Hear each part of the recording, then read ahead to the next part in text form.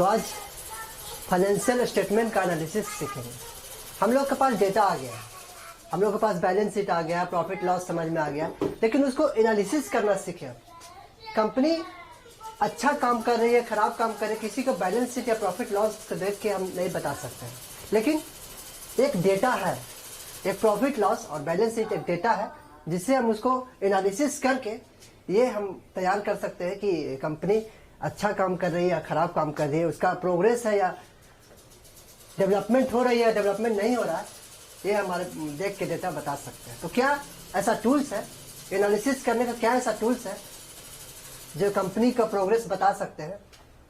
तो दो चीज़ है, अभी दो चीज़ सीखेंगे, फिर आगे भी बहुत सारे कैश फ्लो स्टेटमेंट है, अकाउंटिंग रेशियो है, बहुत सारे चीज़ें हैं, लेकिन आज हम दो चीज़ों के बारे में चर्चा करेंगे। पहला है कॉम्परेटिव साइज स्टेटमेंट और दूसरा है कॉमन साइज स्टेटमेंट। तो इसी के बारे में आज देखेंगे। तो सबसे पहले आपके पास बैलेंस शीट है या प्रॉफिट लॉस, आपके पास डेटा तैयार है, आप उससे पता कर सकते हैं कि ये कंपनी अच्छा काम कर रही है, खराब काम कर रही है। तो सबसे पहला चीज बताया कि कॉम्परेटिव साइज स्टेटमेंट से आप उसको बता सकते हैं कि कंपनी अच्छा काम कर रही है, खराब काम कर रही है, प्रोग्रेस है या नीचे की तरफ जा रही है, क्या कर रही है वो देखेंगे। तो सबसे पहले आपके पास डेटा है। डेटा क्या है? आपके पास लिंक में नीचे वीडियो के लिंक दिया और डिस्क्रिप्शन बॉक्स में लिंक दिया, उस लिंक को खोल के आप उस क्वेश्चन डेटा को देख सकते हैं। वही डेटा हम यहाँ पे लिख रहे हैं, पहले बैलेंस शीट लिख रहे हैं। तो बैलेंस शीट का क्वेश्चन हम मेरे पास है।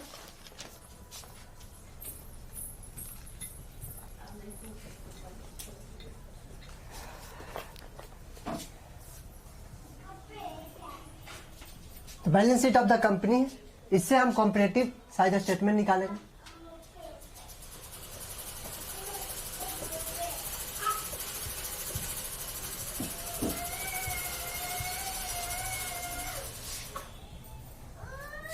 अभी थोड़ा सा और लग रहा होगा, जब हम क्वेश्चन पूरा कर लेंगे तो आपको अच्छा से समझ में आ रहा होगा कि हम कर क्या रहे हैं। हम इसमें कंपेयर करेंगे पिछले साल के डेटा को इस साल से और देखेंगे कि कंपनी प्रोग्रेस कर रही है कि नहीं। बस इसमें यही करने वाले हैं। तो सबसे पहले जो डेटा है उसको लिखते हैं। तो डेटा क्या क्या है तो पहले लिखते हैं।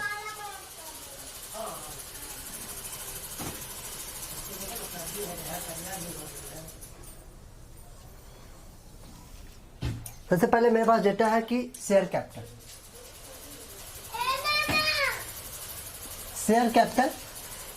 दूसरा है रिजर्व एंड सरप्लस,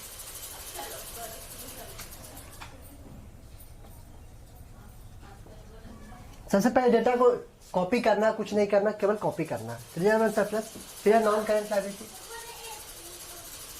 पहला में हो गया, दूसरा में नॉन करेंट लायबिलिटी,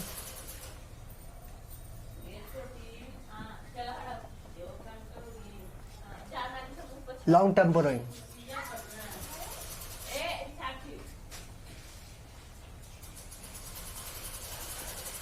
फिर है current liability,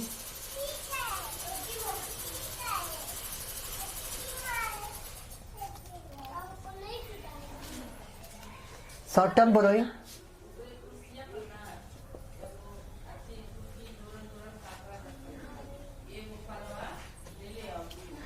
trade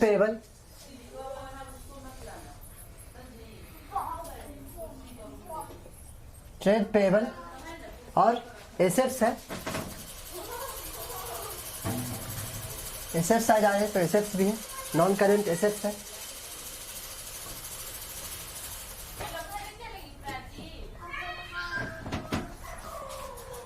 fixed assets है,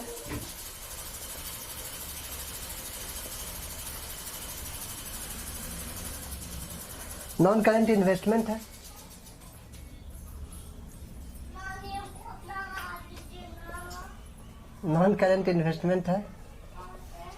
फिर उसके बाद करंट एसेट्स है,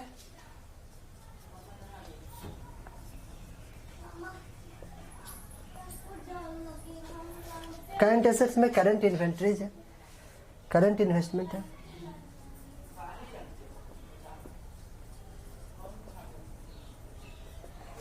फिर उसके बाद इन्वेंट्रीज है,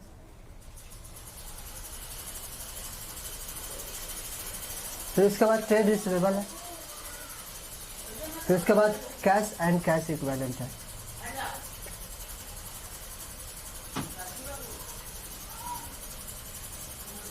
जो भी डेटा है तो कंपेरेटिव साइज स्टेटमेंट बता रहा है। करने का मतलब हम डेटा को कंपेयर करेंगे। बैलेंस शीट में जो डेटा है 2 साल का दिया हुआ रहेगा, आपको बस कॉपी करना है 2 साल के डेटा को, एक करंट ईयर एक प्रीवियस ईयर, 2 साल का डेटा दिया रहेगा।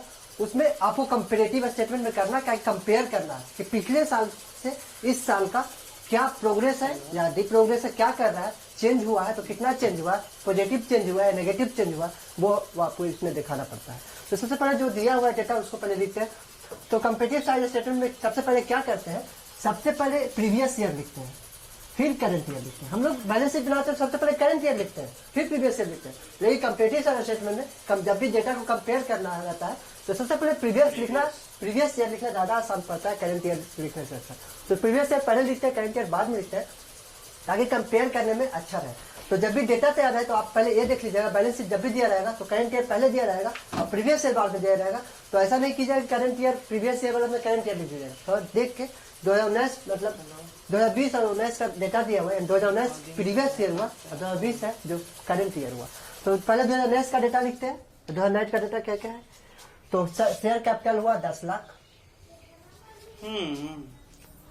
रिजर्व एंड सरप्लस 5 लाख,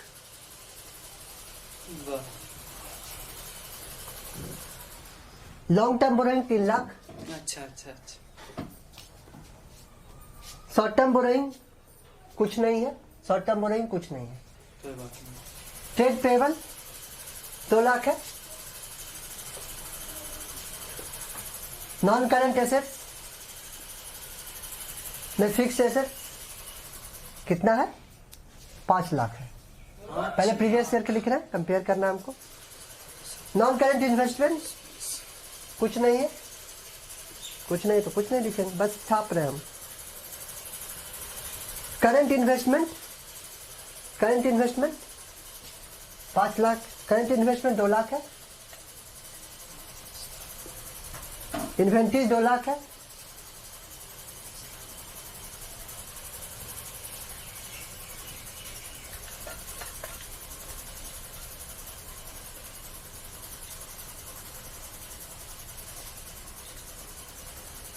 दो लाख है इन्वेंट्री, ट्रेड रिसीवेबल 1 लाख है और cash and cash equivalent 5 lakh है। सिमिलरली इधर भी देख लेते हैं, पहले टोटल कर लेते हैं, टोटल कितना है। टोटल के लिए जगह नहीं बचा है तो यहाँ पे लिख लेते हैं। तो कितना टोटल है फिर भी बताइए। 20 लाख ऊपर है, 10 5 15, 15 3 18, 18 2 20 लाख। इधर कितना हुआ 20 लाख। देखिए तो 20 लाख है सही, 15 है, 15 लाख है सर। 10 लाख, 10 5 3 2 नीचे 15 20 लाख हुआ। है सर। और इधर देख लेते हैं 5 लाख हो गया, 5 2 7 लाख, 7 7 2 9 9 1 10 10 5 15 लाख। एक इंक्रीज कर लीजिए, यहाँ पे 10 लाख लिख लेते हैं, कोई बात नहीं। चलिए इधर लिखते हैं 30 लाख, जी sir. 10 lakh, yes sir. 10 lakh हो गया। लॉन्ग टर्म बोरोइंग 5 लाख हो गया, यहाँ पे Yes, दिया sir. हुआ है। Short term borrowing 3 lakh, short term borrowing 3 lakh. Trade payable 2 lakh, 2 lakh 50 lakh. यहाँ पे देखते हैं 27 लाख। फिर उसके बाद 5 लाख है non current investment, non current investment 5 lakh है। जी सर।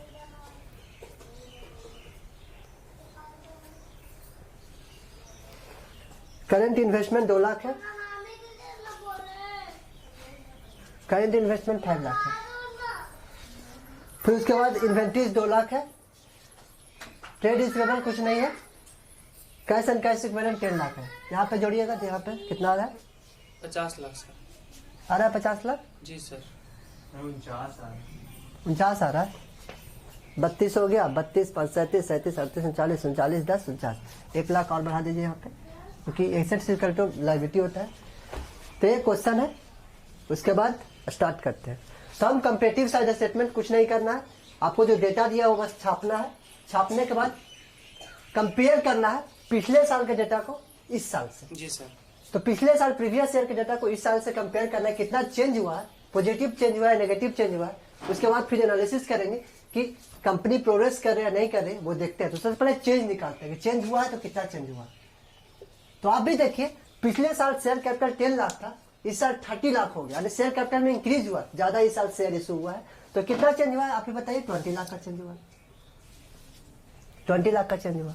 पिछले साल मैंने प्रॉफिट कमाए थे 5 लाख का, इस साल हमने 10 लाख का प्रॉफिट कमाया, तो कितना चेंज हुआ? 5 लाख सर। 5 लाख चेंज हुआ। लॉन्ग टर्म बोरोइंग, पिछले साल जो बोरोइंग लिए थे, डिवेंचर इशू किए थे, डिवेंचर इशू किए थे 3 लाख का, इस साल डिवेंचर 5 लाख का इशू कर दिए, तो 2 लाख ज्यादा किए। 2 लाख सर। ठीक है। शॉर्ट टर्म बोरोइंग, पिछले साल शॉर्ट टर्म बोरोइंग नहीं था, इस साल कितना है? 3 लाख। 3 लाख सर। 3 लाख इंक्रीज हुआ है। जी सर। ट्रेड पेबल, पिछले साल 2 लाख था, इस साल भी 2 लाख ही है, तो 0 कोई लाख चेंज नहीं सर। हुआ। तो यहाँ पे कुछ नहीं लिखना है, 0% भी लिख सकते हो, यानी 0 चेंज भी लिख सकते हैं, तो यहाँ पे वैसे लिख सकते हो। टोटल में भी देखिए तो 20 लाख में पहले कैपिटल था, कैपिटल जो था 20 लाख था, लेकिन इस साल 50 लाख का कैपिटल हो गया, 30 लाख का, 30 लाख का 30 लाख चेंज। सर। ठीक है, 30 लाख का चेंज। इसमें देखिए फिक्स्ड टैक्सेस 10 लाख का पिछले साल था, इस साल 28 हो गया, 18 लाख सर। 18 लाख चेंज हुआ है। इसमें देखिए 5 लाख सर। 5 लाख चेंज हुआ। इसमें देखिए 3 लाख सर। 3 लाख चेंज हुआ। इसमें देखिए 0 कोई चेंज नहीं हुआ है। इसमें देखते हैं तो 1 लाख, इसमें कोई चेंज नहीं है। देखिए ट्रेड रिसीवेबल है 1 लाख, कोई चेंज नहीं हुआ, यानी 1 लाख का नेगेटिव चेंज हुआ, 1 लाख का नेगेटिव चेंज हुआ। तो ऐसे भी लिख सकते हैं 1 लाख, लेकिन फॉलो नहीं हो। कंपनी एक्ट ऐसा नहीं करती है, माइनस प्लस नहीं करती है, वो इसके जगह पर आप ब्रैकेट भी लिख सकते हैं। ब्रैकेट मतलब होता है कि आप इसको नेगेटिव साइन दिखा रहे हैं, है ना, इसको नेगेटिव साइन दिखा रहे हैं। फिर उसके बाद cash and cash equivalent 5 lakh, थोड़ा सा जगह की कमी था, 5 लाख यहाँ पे 10 लाख है, देख लीजिएगा क्वेश्चन में, क्वेश्चन केवल छापा, कुछ किए नहीं है। 5 लाख 10 लाख है, तो 5 लाख का चेंज हुआ, 5 लाख इंक्लूड हुआ, तो 5 लाख का पॉजिटिव चेंज हुआ। ठीक है ना। जी सर। तो हमने ये देखा कि कितना चेंज हुआ है, तो इतना चेंज हुआ पिछले साल से। अभी कोई भी ले सकता है बेस ईयर, तो क्वेश्चन में जो दिया रहेगा बस वही करना, चेंज इतना हुआ। अब इसमें परसेंटेज में निकालते हैं, परसेंटेज में कितना चेंज हुआ, परसेंटेज चेंज। परसेंटेज चेंज करने का मतलब, जब भी परसेंटेज चेंज निकालते हैं तो बेस ईयर से निकालते हैं। बेस ईयर मतलब होता है सबसे ओल्डेस्ट ईयर। बेस ईयर मतलब, बेस ईयर का डेफिनेशन किया जाए तो oldest year is the base year. Base जिससे आप कंपेयर कर रहे हैं उसको बेस ईयर कहते हैं, और बेस ईयर हमेशा ओल्डेस्ट ईयर होता है जिस ईयर में चेंज बहुत कम होता है। तो ओल्डेस्ट ईयर कौन है? ये तो करंट ईयर है ना, तो करंट ईयर ओल्डेस्ट ईयर तो थोड़ी हो सकता है, प्रीवियस ईयर ओल्डेस्ट ईयर होगा इस क्वेश्चन के अनुसार। तो ओल्डेस्ट ईयर, तो जब भी चेंज निकालेंगे, परसेंटेज निकालेंगे, तो इसको और इसको रिलेशन में देखें, यानी कि 20 लाख और 10 लाख इंटू 100 निकालेंगे, तो कितना होगा बताइए आप? 20 lakh into 10 lakh, 20 lakh by 10 lakh into 100, तो कितना परसेंट का चेंज हुआ है? 200% का चेंज हुआ। 5 लाख और 5 लाख कितना परसेंट का चेंज हुआ? 100% का चेंज हुआ। 2 लाख और 3 लाख कितना परसेंट का चेंज हुआ? तो आप 2 लाख कर लीजिए यहाँ पे, फिर उसके बाद 3 सर लाख कर 5 दीजिए, लाख और 5 लाख 100% का चेंज। उसके बाद कैसे परसेंटेज निकाल दीजिएगा तो 66.66% हो जाएगा। फिर इसके बाद short term borrowing 3 lakh change हुआ है, तो आप 3 लाख ऊपर लिखेगा, नीचे 0 लिखेगा तो इन्फिनिटी आएगा, तो यहाँ पे नहीं लिखना है। Sir I have a question, 5 lakh और 5 लाख का चेंज 100% कैसे हुआ? 5 लाख बाई 5 लाख इंटू 100 की जगह तो 100% होगा। जी सर। ऊपर 5 नीचे 5 इंटू 100 की जगह तो 100% होगा। ठीक है। फिर इसके बाद यहाँ देखिए 0 बाई 2 लाख, 0 में चेंज हुआ 0 बाई 2 लाख इंटू 100, तो कितना होगा बताइए? 0। कोई भी नंबर में 0 से डिवाइड करते तो कितना होगा? 0। तो 30 by 20 lakh, 30 lakh by 20 lakh into 100 कीजिए, परसेंटेज चेंज निकालते हैं। तो आलोक हमें बता सकते हैं 30 लाख बाई 20 बाई 20 लाख 150%। 150%। ठीक है। इसके बाद ये यहाँ पर देखते हैं 18 लाख बाई 10 लाख निकालिए। 18 बाई 10 तो 1.8 वही 180 180%। 18 lakh divided by 10 lakh, 180% sir. बहुत गुड, 180% हो गया। फिर 5 लाख, 0%। कोई चेंज नहीं हुआ, इन्फिनिटी चेंज हुआ, मतलब इन्फिनिटी को आप डैश भी दिखा सकते हैं। 3 लाख, 2 लाख, 150%। 150। फिर इसके बाद 0 और 2, 0। फिर इसके बाद 1 लाख नेगेटिव है, 1 लाख पॉजिटिव है, तो बताइए। -100%। -100%। आप -100% को ब्रैकेट में भी दिखा सकते हैं। फिर उसके बाद 5 लाख 100। और 5 लाख, 100%। और टोटल यहाँ पे लिख देते हैं। टोटल में कितना चेंज हुआ यहाँ पे लिख देते हैं, जगह नहीं है तो टोटल में अगर देखा जाए तो 20 लाख है, और यहाँ पे टोटल 30 लाख है। 30 लाख बाई 20 लाख कितना हो जाएगा? 150%। आप बताइए।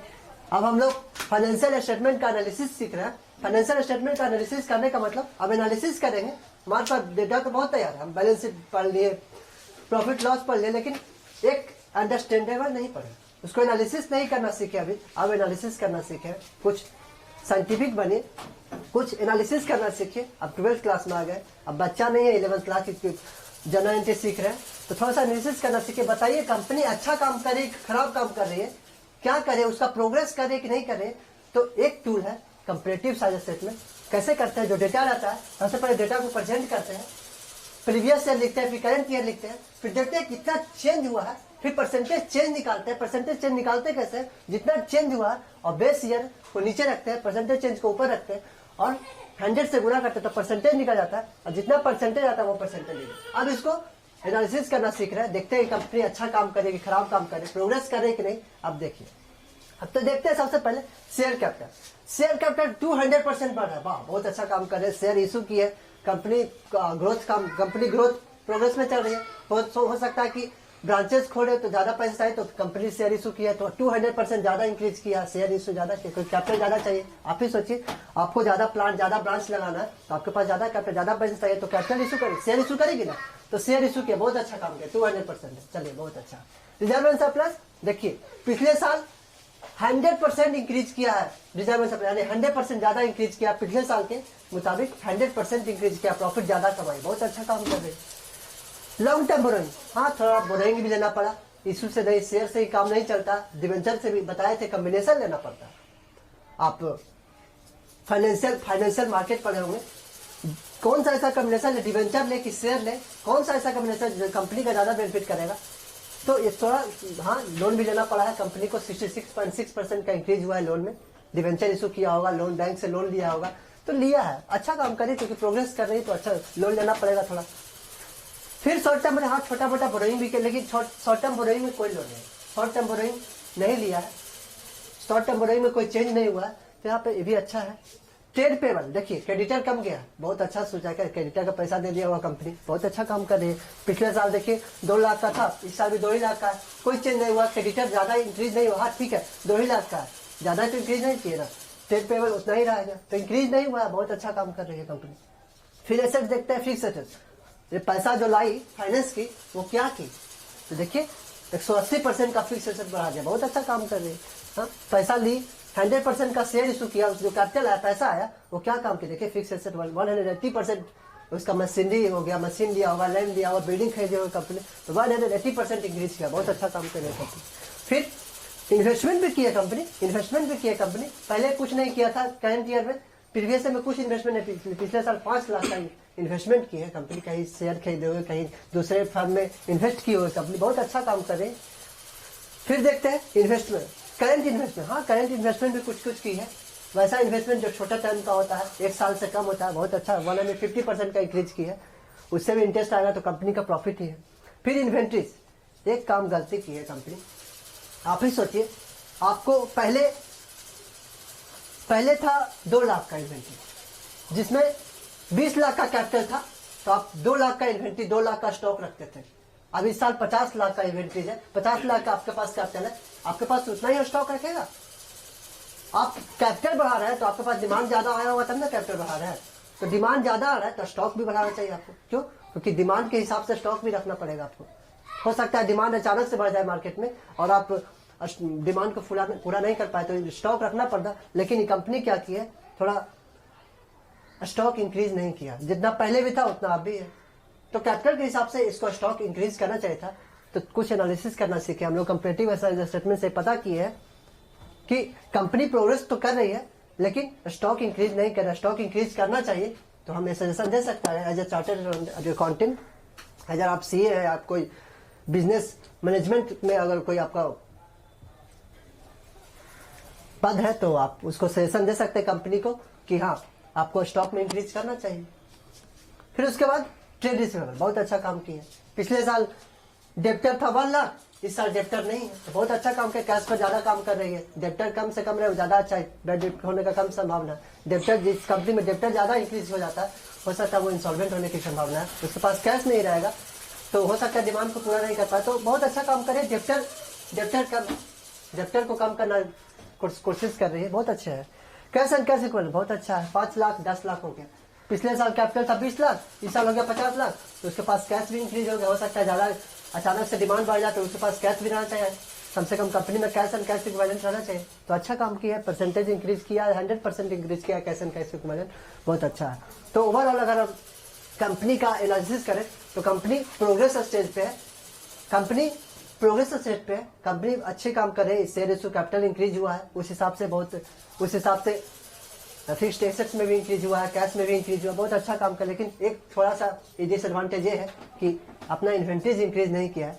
तो आप कॉम्पिटिटिव स्टेटमेंट से बता सकते हैं, एनालिसिस कर सकते हैं कि फाइनेंशियली वीक है या स्ट्रांग है, आप इसको पता कर सकते हैं कोई भी कंपनी।